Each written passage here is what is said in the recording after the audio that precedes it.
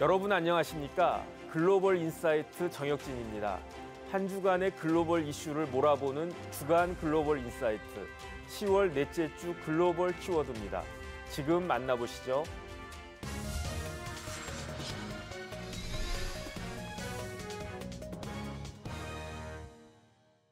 지난 13일 일론 머스크가 이끄는 미국의 우주기업이죠. 스페이스X가 로켓 기술의 새로운 장을 열었습니다. 마치 영화 속 한 장면처럼 우주로 쏘아 올린 로켓을 다시 발사대로 돌아오게 한 건데요. 이 광경을 지켜본 전 세계 사람들은 경악했습니다.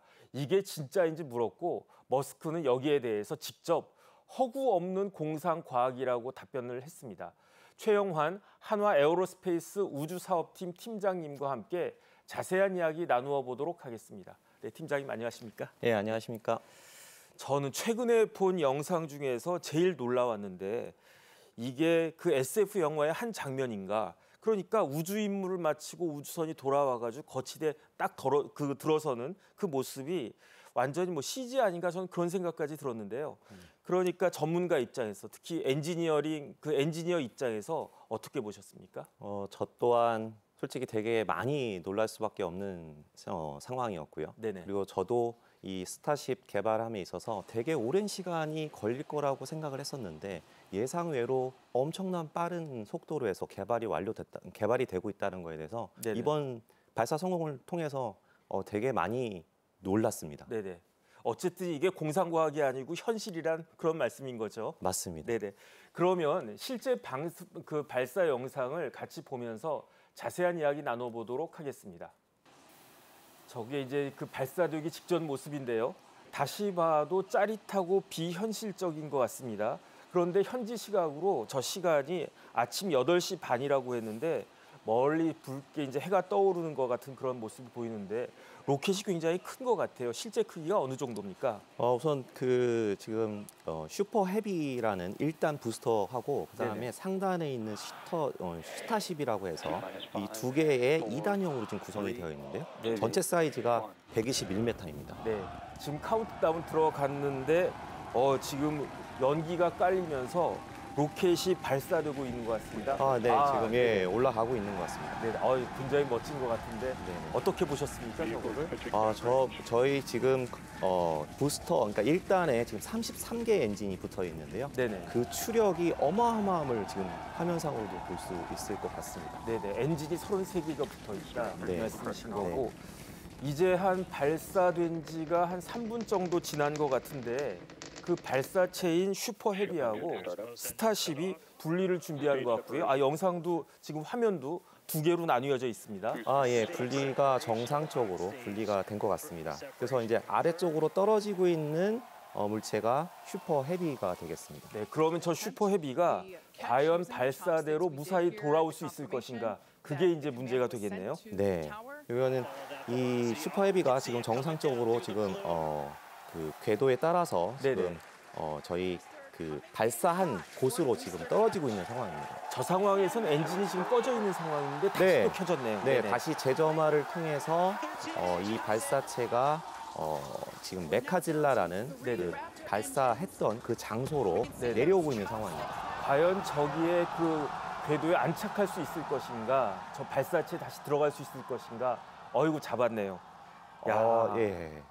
이거 어마어마한 성공을 갖다가 한 것 같습니다. 네, 어마어마한 광경인 것 같습니다. 그러니까 비전문가인 저 같은 사람이 봐도 완전히 소름 돋는 그런 장면인데 네네. 그런데 최고 전문가인 우리 팀장님 보시기엔 어떠셨습니까? 앞서서 말씀드린 것처럼 저도 저 상황이 네네. 너무 놀랄 수밖에 없는 네. 과학의 어떤 혁신이라고 저는 생각을 하고 있습니다. 네네. 그러니까 이게 다시 봐도 진짜 비현실적이고 진짜 전 세계 엔지니어링 역사에 길이 남을 장면이 아닌가 저는 그런 생각이 드는데 그런데 로켓이 일반적으로는 그냥 땅에 떨어지거나 아니면 바다에 떨어지거나 그랬단 말이죠. 그런데 이렇게 굳이 저렇게까지 발사대로 다시 잡는 그런 이유가 있었습니까? 결과적으로는 이제 그러니까 그 로켓을 발사를 하고 이 재사용을 하기 위한 목적이거든요. 재사용이요? 네. 네네. 일반적으로 발사체가 발사를 한 다음에 그 목적을 다 하면 이제 소모되는 식으로 이제 운영이 되지만 네네. 지금 하고 있는 스타쉽 저 발사체는 결과적으로 로켓을 재사용하기 위한 여러 가지 기술 중에 또 하나인 기술인 겁니다. 네네. 그래서 로켓을 재사용하는 방식 중에는 뭐 낙하산을 활용한다거나 네네. 또는 수직 착륙하는 그런 발사체들이 있는데요. 네네. 지금 이 슈퍼 헤비와 스타쉽은 또 다른 재사용 기술이 되겠습니다. 네네. 그래서 결과적으로는 이 재사용을 통해서 단가도 절약하는 것도 있지만 이 지금 하고 있는 이 슈퍼 헤비 같은 경우는 이 재사용을 하기 위한 시간적인 부분에 있어서 더 단축할 수 있는 그런 기술이 적용이 된 거가 되겠습니다. 그런데 저거를 이제 발사한 기업이 스페이스X잖아요. 네. 그런데 우주 산업에서 압도적인 존재감을 과시하고 있다고 그래요. 전 세계 시장 점유율이 무려 45%이고 매출이 11조가 넘는다고 그랬는데 그런데 이렇게 스페이스X가 전 세계 우주 산업을 주도하고 있는 비결은 뭐라고 볼 수 있겠습니까? 결과적으로는 가격 경쟁력과 신뢰성을 확보했다는 점이 네네. 그 점 때문에 스페이스X가 전 세계에서 우주 산업의 어떤 주도를 하고 있는 형국을 갖고 있다라고 말씀드릴 수 있을 것 같습니다. 작년만 해도 스페이스X에서 팔콘 9이라는 발사체를 98회 정도 성공을 시켰었거든요. 발사를 했었거든요. 네네. 그리고 총 하나의 부스터를 가지고 19회까지 재사용을 하면서 어떤 가격 경쟁력 자체를 갖다가 끌어올리는 그런 역할들을 했었습니다. 네네. 그리고 이 일단 부스터뿐만이 아니라 그 페어링, 위성을 덮고 있는 페어링이나 네네. 아니면 드래곤 캡슐처럼 사람이 타고 있는 어떤 캡슐들까지도 지금 재사용을 하고 있거든요. 네. 그래서 뭐 지금 이런 기술적인 역량 때문에 스페이스X가 어떤 우주 산업의 전 세계 우주 산업에 어떤 큰 역할을 하고 있는 것도 사실이고요. 그 다음에 아직까지 이 재사용 발사체에 대한 기술은 지금 여러 뭐 아리안이나 아니면 블루 오리진, 뭐 ULA 등 여러 가지 그 업체들이 재사용에 대한 기술들을 개발을 하고 있지만 완성 단계는 아직 아니거든요. 네네. 그래서 이 재사용 기술을 본격적으로 상업하고 있는 모습이 결과적으로는 경쟁력을 갖고 있는 가장 큰 원인이 된다고 생각하고 있습니다. 네, 우주 개발하면은 저희 어렸을 때는 미국의 나사만 생각을 했단 말이죠. 네. 그러니까 나사라고 하면은 미국 정부가 주도하는 우주 개발이다. 그다음 그건 당연하다. 왜냐하면 우주 개발 같이 어마어마한 사업을 일개 기업에서 할 수는 없는 것이다라고 저희는 그렇게 생각을 갖다 해왔는데 네. 곰곰이 생각을 해보니까 지금은 나사 이름은 쏙 들어가고 오히려 스페이스X가 전면에 확 부상했단 말이죠. 어떻게 이렇게 스페이스X가 뜨게 됐는지, 그다음 앞으로 이런 경향도 계속 이런 식으로 진행되는 것인지 거기에 대해서 어떻게 생각하십니까? 그 많은 분들이 이제 올드 스페이스, 뉴 스페이스 이런 얘기들을 많이 하시거든요. 네네. 이제 올드 스페이스 같은 경우는 국가에서 주도하는 어떤 개발 방식이었고, 네네. 그리고 지금 뉴 스페이스는 민간이 주도를 하면서 상업성을 가장 큰 목적으로 두고서 하고 있는 게 이 뉴 스페이스입니다. 이 뉴 스페이스의 그러니까 민간 기업이 주도하는 거에 어떤 큰 장점 중에 하나가 결과적으로는 획기적인 아이디어를 갖다가 창출해낼 수 있다는 점, 그리고 도전적인 시도를 통해서 이 원가 경쟁력, 결과적으로는 발사체에 대한 가격 경쟁력을 갖도록 하는 부분이 가장 키일 것 같긴 한데요. 지금 재사용 발사체가 결과적으로는 제가 앞서 말씀드린 것처럼 그런 것들과 일맥상통한 어떤 그런 부분이라고 저는 생각을 하고 있습니다. 대한민국도 지금 뉴스페이스의 어떤 태동을 알리긴 했죠. 그래서 네네. 이 고도화 사업, 그러니까 한국항공우주연구원에서 개발했던 누리호를 이제 고도화 사업을 통해서 3차부터 6차까지 발사를 하도록 되어 있는데요. 그래서 체계종합기업인 하나에어로스페이스 그 역할들을 수행하도록 되어 있고요. 네네. 우리나라도 이제 뉴스페이스의 시대에 이제 첫 발을 디뎠다라고 같이 말씀드릴 수 있을 것 같습니다. 거기서 이제 팀장님이 핵심적 역할을 하고 있다. 그렇게 볼 수 있겠네요. 아, 네.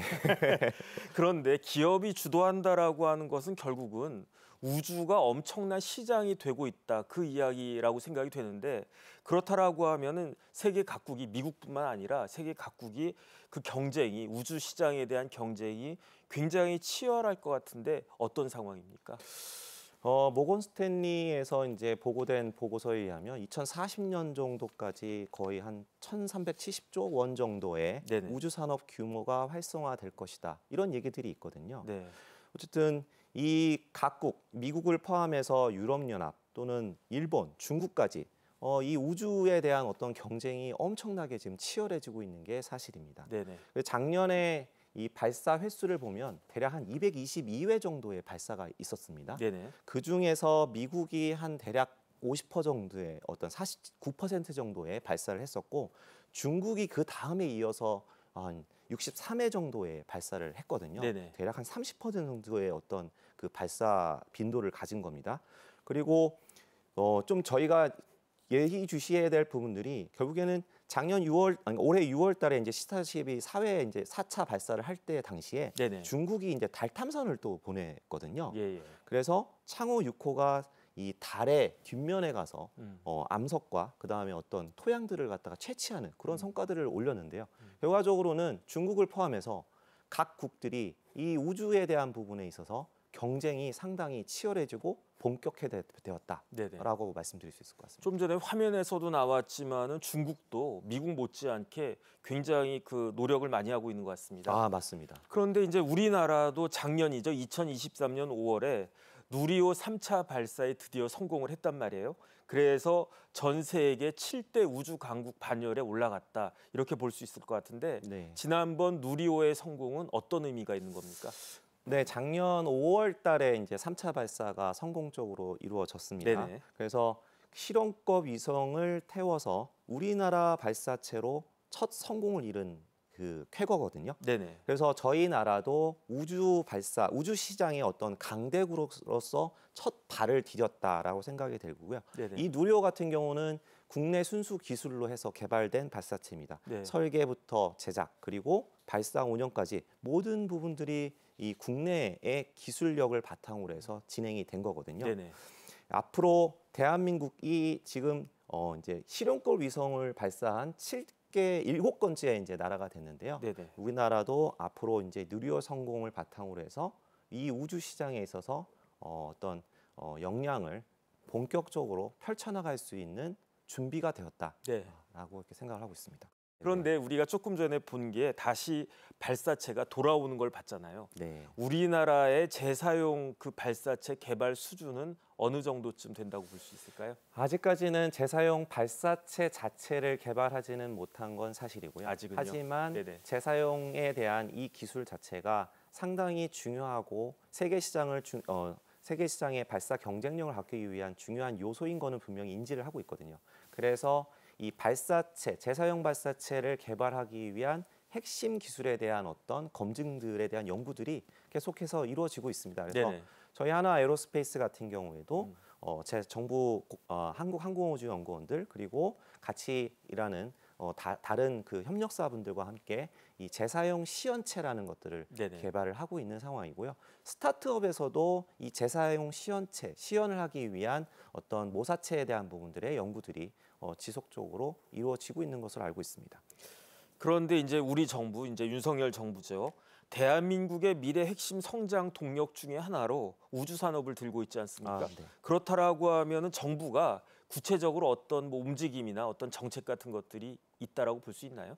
네, 이 윤석열 정부에서 이제 뉴스페이스 시대의 도래로 인해서 이거에 대한 적극적으로 대응하기 위한 어떤 컨트롤 타워가 필요하다는 부분들을 인식이 됐고요. 네네. 그래서 우주항공청이 지난 5월달에 이제 개청이 됐습니다. 드디어. 네, 네네. 그래서 우주항공청과 결국에는 이 민간 업체들이 그리고 정부에 있는 산하 기관들, 연구기관들이 합심해서 이 앞으로의 발사체, 우주 시장에 대한 부분들을 더 활발하게 이루어질 수 있도록 노력들이 분명히 필요할 거라고 생각이 들고요. 네네. 그리고 민간 기업 입장에서도 상당히 우주 산업에 대한 부분들이 미래의 먹거리라고 다들 생각하고 있는 게 인식이 지금 되고 있는 게 사실이고요. 네. 그리고 아까 앞서서 말씀드린 것처럼 우주 산업에 있어서 아이디어가 상당히 중요하거든요. 이 혁신적인 아이디어와 도전적인 정신을 통해서 우리나라도 어떤 앞으로의 우주 시장에 있어서 큰 역할을 할 거라고 저는 감히 기대해 봅니다. 네, 드디어 기다리고 기다리던 우주항공청이 설립이 됐으니까 앞으로 우리나라 우주 산업도 비약적인 발전을 기대할 수 있지 않을까 저도 기대해 보겠습니다. 지금까지 최영환 한화 에어로스페이스 우주사업팀 팀장이었습니다. 팀장님 감사합니다. 네, 감사합니다.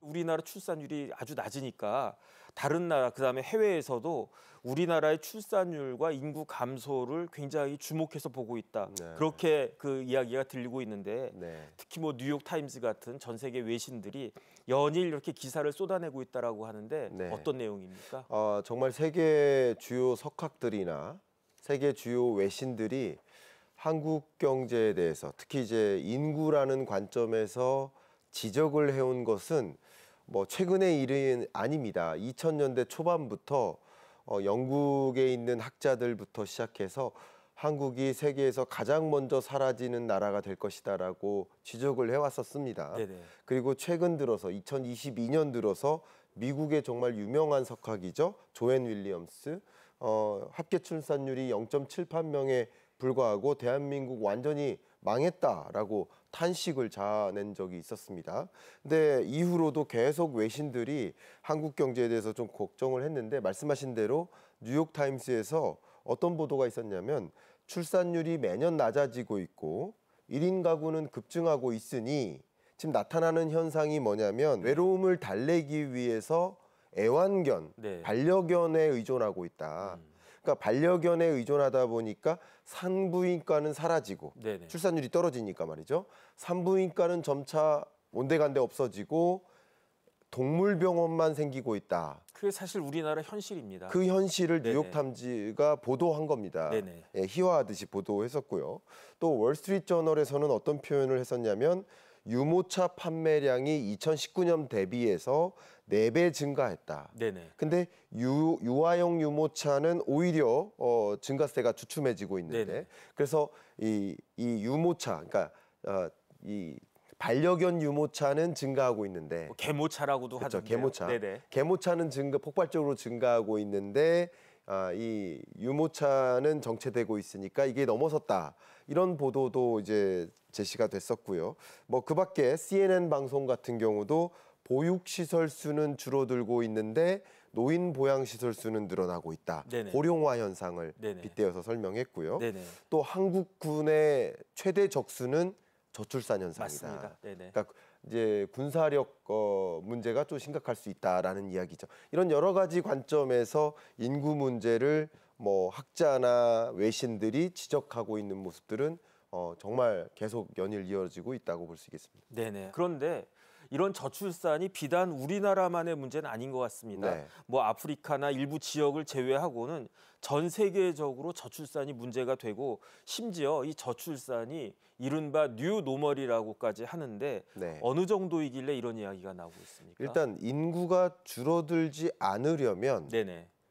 그러니까 합계 출산율이라는 개념을 가지고 봤을 때 합계 출산율의 개념은 소위 여성 한 명이 가임 기간 동안 몇 명의 아이를 낳는가를 보여주는 것인데 네네. 여성 한 명이 가임 기간 동안 통상 네. 2명의 아이를 낳아야 인구가 감소하지 않겠죠. 그렇죠. 근데 중간에 뭐 죄송한 표현이지만 네네. 사망하는 경우가 있기 때문에 네네. 평균 2.1명에서 2.2명 정도를 출산해야 그러니까 10% 정도는 더 출산이 그렇죠. 돼야. 네. 그래야 인구가 통상적으로 감소하지 않는 것이라고 우리는 가정할 필요가 있겠습니다. 그러면 합계 출산율이 2.1명이 안 되는 나라들을 헤아려 보면 되겠죠. 네네. 네, 그렇게 헤아려 보면 대부분의 나라들이 그렇습니다. 그러니까 네네. 굳이 따지면 2021년 기준으로 보면 합계 출산율이 2.1명이 안 되는 나라가 124개국입니다. 124개국. 근데 네. 2010년 약 10년 전과 비교하면 네네. 98개국에서 네. 한 25%가량이 늘어난 거예요. 네네. 그러니까 지금 전 세계적으로 인구가 늘어나고는 있어요.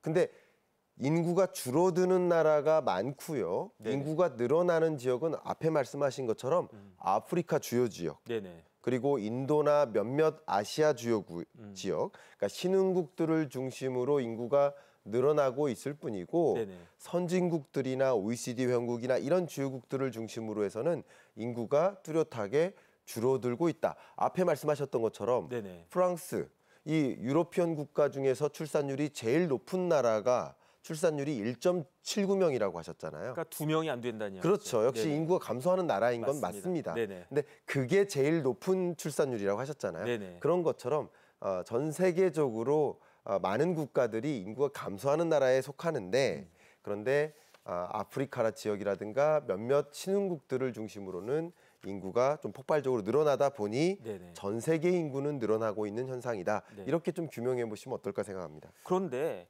이렇게 저출산 문제가 전 세계적인 문제인데 왜 외신들은 우리나라만 가지고 뭐라고 그럽니까? 그것은 특별한 이유가 있습니다. 네네. 유독 출산율이 낮아서이고요. 네네. 그리고 유독 출산율이 빠르게 떨어져서입니다. 이 두 네네. 가지를 좀 말씀드릴게요. 우리나라의 출생아 수가 유독 가파르게 줄어들고 있고 첫 번째, 그리고 그 출산율이 유독 낮아서이다라는 말씀을 드리도록 하겠습니다. 여기 제시된 그래프를 보시는 것처럼 우리나라 출산율 0.78명에서 0.72명으로 유독 강하게 떨어지고 있고요. 그러네요. 예, 그리고 이 값은 세계에서 가장 낮은 수준인데요. 가장 낮은 수준이다라는 말을 좀 돌려 말했는데요. 세계에서 226위입니다. 근데 227개 국가에서 네네. 226위라고 했는데 그러니까 뒤에서 2등이란 이야기예요. 예, 그러면 네네. 227위 국가는 누구냐? 꼴찌는 어디입니까? 꼴찌가 홍콩이에요. 홍콩은 근데- 나라라고 볼 수도 없잖아요. 근데 홍콩은 네네. 예외로 둬야 됩니다. 네네. 왜냐하면 홍콩 같은 경우는 지금 어려운 상황입니다. 네네. 여러분 잘 아시겠지만 홍콩 엑소더스 네. 국가보안법이 통과된 이후에 시민들이 대탈출로 국가를 이탈하고 있고 거의 전쟁을 방불케 하는 상황. 네네. 정상적인 나라의 형태라고도 볼 수 없겠지만 정치적으로 매우 불안한 상황에 놓여 있기 때문에 홍콩을 제외한 그 다른 나라들 중 최하위의 출산율에 놓여 있고 그리고 그 출산율마저 가장 강하게 떨어지고 있다라는 것은 우리가 주목을 해봐야 되는 상황 아닌가. 이것을 좀 예의주시해야 되자. 오히려 좀 이런 외신들이 네. 비아냥거리듯이 좀 지적하는 것은 있겠지만 네. 그것을 그냥 못마땅하다라고 보는 것이 아니라 그 팩트만큼은 받아들일 건 받아들이고 네네. 오히려 우리가 어떻게 대응할지를 고민하고 방향성을 모색하는 것이 우리 한국 경제로서는 더 나은 방향성이 아닐까라는 네. 생각을 갖고 있습니다. 어쨌든 심각한 문제네요. 심각하게 받아들여야 될 것 같습니다. 그런데 이렇게 저출산 문제를 우리나라보다 먼저 겪은 나라들이 있잖아요. 그렇습니다. 뭐 특히 이제 유럽이나 그 중에서도 또 일본 같은 나라들은 네. 우리가 어렸을 때는 일본은 저출산이 문제가 된다 이런 이야기를 들었었는데 그런 나라들은 이른바 선진국들은 어떤 대책을 세웠고 네. 그다음에 그러한 정책들이 어떤 결과를 낳았습니까? 자, 가장 먼저 말씀드리는 것이 헝가리입니다. 14년째 헝가리를 통치해온 총리죠. 오르반 총리. 핵심 정책이 바로 출산 장려 정책인데요. 네네. 헝가리는 3명 이상의 자녀를 약속하면 15만 달러, 그러니까 우리나라로 2억 원 정도 됩니다. 네네. 대출을 받을 수 있도록 대출. 네네. 네, 해주고요. 또 4명 이상을 출산한 여성에게는 평생 소득세를 면제시켜주는 평생이요. 예, 네네. 평생 소득세 면제 이렇게 해주는 출산 장려책을 도입합니다. 네. 그래서 실제 합계 출산율이 역사상 최저치였었어요. 그러다가 2010년 1.2명이었습니다. 네네. 그러다가 1.6명 수준까지 끌어올렸습니다.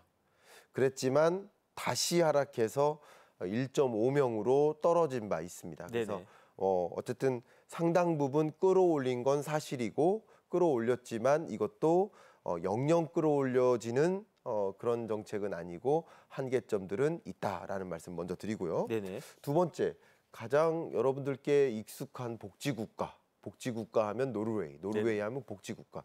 이 노르웨이에서도 아기를 낳으면 부모 모두에게 1년 동안의 유급 휴가를 주는 이런 정책을 가동합니다. 네네. 그만큼 복지비를 많이 갖고 있는 그 나라의 모습이기 때문에 그렇고요. 여성에게 양육 부담이 쏠리지 않도록 남편도 15주 동안의 육아휴직을 의무적으로 사용하게 이렇게 제도를 만듭니다. 그래서 합계 출산율도 올라가는 일이 있었는데요. 다만 반등은 했지만 반등 후에 또 하락을 다시 해서 1.4명에 그칩니다. 그래서 제가 지금 말씀드리고자 하는 것은 여러 주요 선진국들의 이 저출산 대책들을 종합해 볼 때 뭐 저리의 대출이라든가 소득세 면제라든가 또 휴가 제도 또 무료 불임 치료 이런 여러 가지 출산 장려책을 고민해 볼 수 있고 그렇지만 이런 재정 정책만으로 출산을 유도할 수만은 없다. 영구적인 출산을 유도할 수만은 없다. 그러면 어떻게 되느냐? 근본적인 문화적인 측면에서의 접근. 그러니까 출산율 저하의 원인이 결국은 문화적으로 출산을 장려할 수 있도록 하는 그런 문화의 저변의 어떤 개선. 네네. 그런 부분에 대한 고민도 함께 맞물려야 되지 않을까 하는 부분을 좀 강조하고 싶습니다. 그런데 이 가운데 최근에 우리나라에서 반가운 소식이 들려왔는데 네. 출산율이 지난 4월에 출생아 수가 전년 대비 2.8%가 증가했다고 그래요. 네. 뭐 2.8%가 뭐 큰 차이인가 그런 생각이 들긴 하는데 네. 그런데 이 내용을 보니까 2022년 이후 19개월 만에 증가세로 이제 돌아섰다. 하락세가. 네네. 이런 반등이 어떻게 해서 가능했다고 보십니까?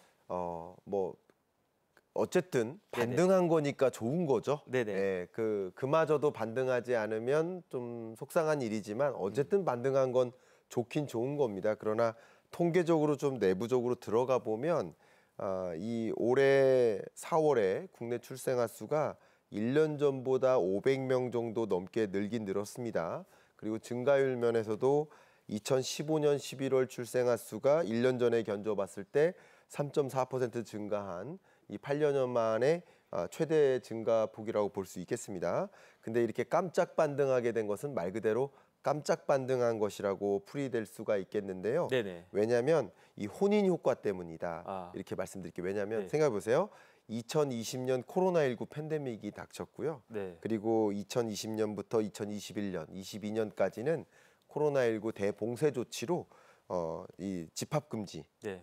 인해서 결혼이 계속 지연됐었어요. 결혼식이 잘 안 이루어졌었죠. 그렇죠. 그러면 이제 결혼 이후 대략 1년 반에서 2년 후에 이 출생이 나타난다라는 이 선후행 관계를 생각해 보면 통계적으로 결혼 건수와 그리고 이 출생 건수가 1년 반에서 2년 정도 후에 격차를 두고 나타난다라고 생각을 해 보신다면 지금의 이 출생아 건수가 늘어나는 현상은 결혼 효과인 것이다. 결혼 효과. 네, 그렇게 의견을 드리겠습니다. 그런데 올해 4월도 결혼 건수가 작년보다 한 25%가량 늘어났다라고 하니까 네. 그럼 그 효과가 뭐 내년에도 있을 수 있겠다 그 생각은 드는데 네. 그런데 최근에 정부가 인구 국가 비상 상태를 선포하고 대응에 나서기로 했는데 어느 정도 효과가 있을까요? 네, 이 부분은 저는 개인적으로 고무적이라고 생각합니다. 네네. 어쨌든 결혼을 해야 되고요. 네네. 그리고 결혼을 하고 나서 출산에 대한 의지를 가져야 되겠죠. 그래서 결혼을 장려하기 위한 각종 경제적인 부담 문제를 해소하고 그리고 결혼한 부부가 또 역시 여러 가지 경제적인 부담을 안지 않고 출산에 대한 의지로 연결될 수 있도록 하는 유도책 이런 것들을 더 적극적으로 마련할 필요가 있지 않을까 생각합니다. 네, 알겠습니다. 지금까지 도움 말씀에 김광석 한양대학교 국제학대학원 겸임 교수였습니다. 감사합니다. 감사합니다. 지금까지 10월 넷째 주 글로벌 인사이트였습니다. 시청해 주신 여러분 감사합니다.